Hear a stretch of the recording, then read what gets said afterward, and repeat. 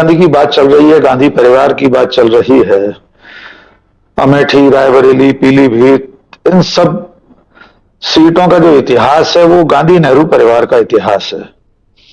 बहुत दिलचस्प बात है कि जो अमेठी सीट है वो 1967 में बनी है। उससे पहले वो सुल्तानपुर दक्षिण में आती थी, फिर मुसाफिर खाना करके एक संसदीय सीट हुआ करती थी। बाद के वर्षों में वो मुसाफिर खाना नाम से सीट रही।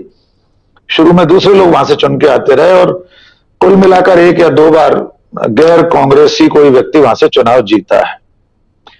गांधी परिवार आज की तारीख में राजनीति के जिस दोराहे पर खड़ा है, वहां हमें यहां से दूर से बैठकर ऐसा लगता होगा कि इस वक्त उन्हें सबको एक हो जाना चाहिए, लेकिन राजनीति बड़ी टेढ़ी खीर होती है। वरुण गांधी के कांग्रेस में प्रवेश करते ही एक समानांतर शक्ति केंद्र बन जाएगा। हम सब जानते हैं, बहुत सारे लोग ये भी उड़ाते रहते हैं, यद्यपि वो कोई बहुत भरोसेमंद खबरें नहीं है, कि राहुल गांधी और प्रियंका गांधी भी 2 अलग अलग सत्ता केंद्र हैं कांग्रेस के अंदर, और अगर वरुण गांधी आ जाएंगे तो तीसरा सत्ता केंद्र वहां स्थापित हो जाएगा। ये बात सही है कि कांग्रेस में दूसरी तीसरी पीढ़ी के जो नेता है, दर्जे के, पीढ़ी नहीं कहना चाहिए, दूसरे तीसरे दर्जे के जो नेता है, सेकंड लाइन ऑफ लीडरशिप है, थर्ड लाइन ऑफ लीडरशिप है, प्रदेशों के नेता हैं, उनमें बहुत सारे लोग सीधे राहुल गांधी के संपर्क में रहते हैं और बहुत सारे प्रियंका गांधी के संपर्क में रहते हैं। वरुण गांधी के कांग्रेस में आने के साथ एक तो वो सत्ता संघर्ष शुरू हो सकता है, और उसमें ये दूसरे तीसरे पायदान के जो नेता हैं वो बड़ी भूमिका अदा कर सकते हैं। हो सकता है श्रीमती सोनिया गांधी अपनी दूरदृष्टि से वो आशंकाएं देख रही हों, इसलिए वरुण गांधी के लिए अभी दरवाजे पूरी तरह नहीं खोले गए। मैं अभी अधीर रंजन इस न्योते को पूरी तरह खारिज नहीं करना चाहता। राजनीति में कई बार, राजीव जी, धीरे धीरे संदेश देने की, संकेत देने की कोशिश होती है, खासतौर पर ऐसे चुनाव के मौके पर, और वो भी वरुण गांधी जैसे व्यक्ति के लिए। सीधे राहुल, प्रियंका, सोनिया गांधी या मल्लिकार्जुन खड़गे न्योता देते, उसकी बजाय किसी और से संदेश दिलवाकर थोड़ा वहां से उस गुब्बारे की हवा को टटोलने की कोशिश की गई होती।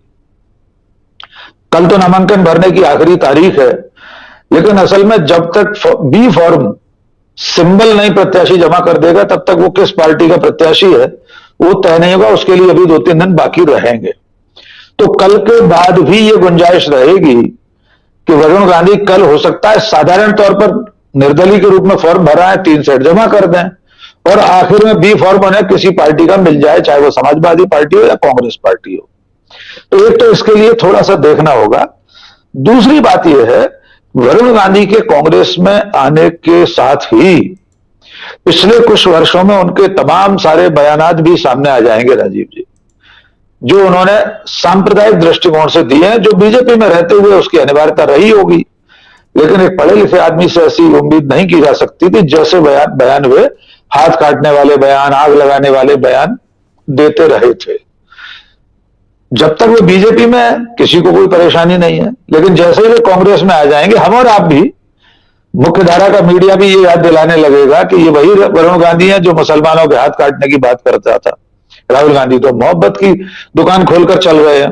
तो एक ये परेशानी सामने आने वाली है। इसके बावजूद अमेठी, रायबरेली, पीलीभीत और उस पूरे क्षेत्र में गांधी परिवार की गैर मौजूदगी, उस शून्य को भरने के लिए अगर कोई गांधी उपनाम वाला व्यक्ति, गांधी सरनेम, वो भी गांधी परिवार का, इंदिरा जी का पोता, राहुल और वरुण गांधी में क्या फर्क है?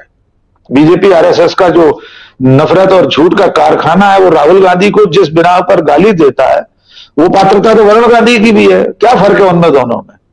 जिस एक तरफ संजय गांधी के बेटे, एक तरफ राजीव गांधी के बेटे। इसके बावजूद कोई ना कोई गांधी वहां रहे, इसकी जरूरत गांधी परिवार को भी महसूस हो रही होगी। और अंतिम बात, राजीव जी, अभी राहुल गांधी, प्रियंका गांधी, सोनिया गांधी ने अमेठी को भी तो खाली छोड़ रखा है, उस पर भी तो कोई अंतिम फैसला हुआ नहीं है।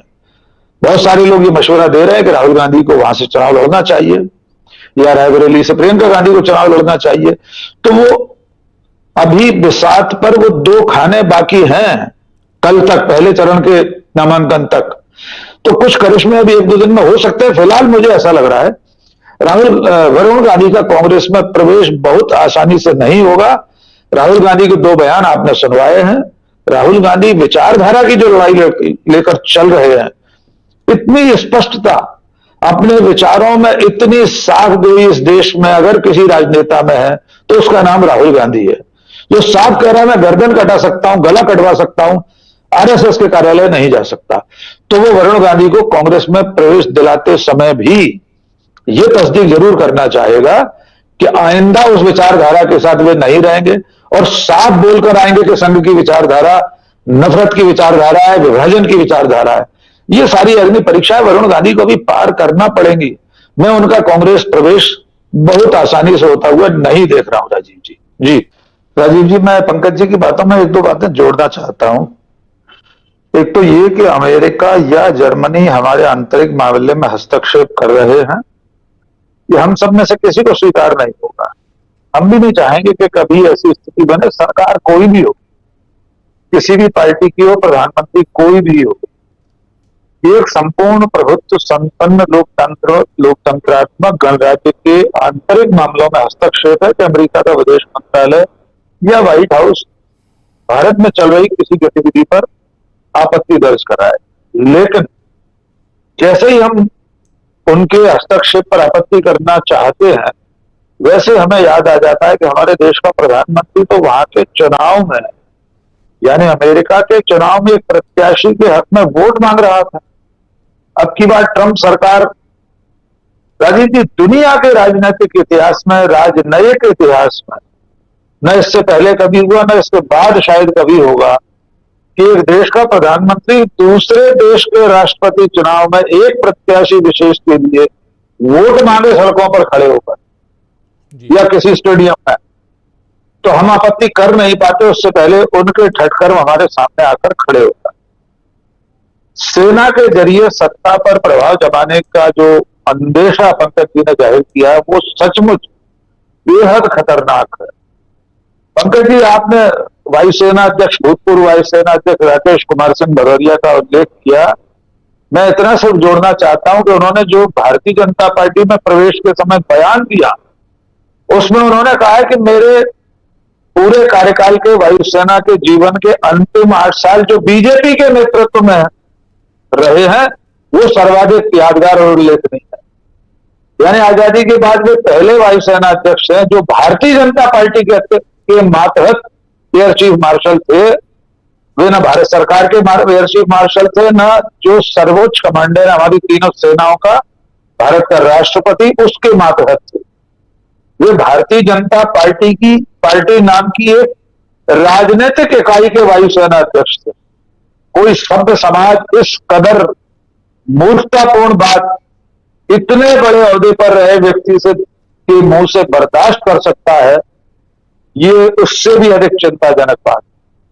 इतने पर तो पूरे वायुसेना के भूतपूर्व अधिकारियों को खोलकर सामने आ जाना चाहिए था। यद्यपि तमाम लोगों ने लानत मलामत भेजी है, पर कितनी शर्मिंदगी की बात है।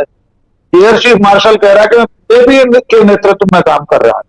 अंतिम बात, जनमानस में जो प्रभाव आपने पूछा है मध्य प्रदेश से लेकर देश तक, देश में एक आंदोलन तो है, एक मरोड़ तो उठ रही है कि जो लोग भ्रष्टाचार के खिलाफ नारा लगाकर सत्ता में आए थे, वे आकंठ भ्रष्टाचार में डूबे हैं और अहम चुनाव के मौके पर इन सब चीजों का खुलासा हो गया और हर दिन हो रहा है। जैसे आपने दवा कंपनियों के इलेक्टोरल बॉन्ड का जिक्र किया, तो इससे जनता के भीतर ब्रांड नरेंद्र मोदी, बीजेपी और इस सरकार की छवि तो बुरी तरह धूल धूसरित हुई है। इसका खामियाजा चुनाव में उसे कितना भुगतना पड़ेगा, ये अभी से कहना थोड़ी जल्दबाजी है। जी राजीव। जी।